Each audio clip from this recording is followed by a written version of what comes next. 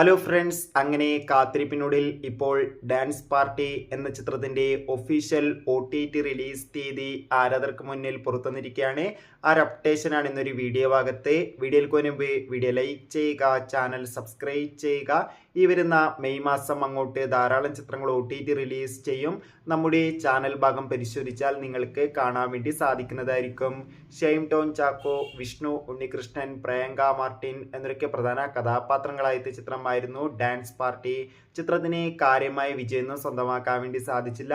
എന്നാലും എല്ലാ cinema പ്രേമികളും ഒരേപോലെയായിരുന്നു dance party എന്ന ചിത്രത്തിന്റെ OTT റിലീസിനായി കാത്തിരിക്കുന്നുണ്ടായിരുന്നത്. ഫൈനലി ചിത്രത്തിന്റെ OTT അവകാശങ്ങളൊക്കെ ഇപ്പോൾ വിറ്റുപോയിരിക്കുകയാണ്.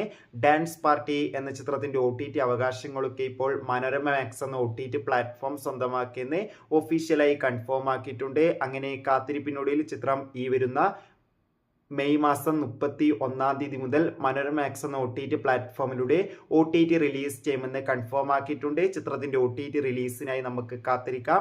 ചിത്രം കണ്ടവരുടെ അഭിപ്രായം കൂടി കമന്റ് ബോക്സിൽ രേഖപ്പെടുത്തുക.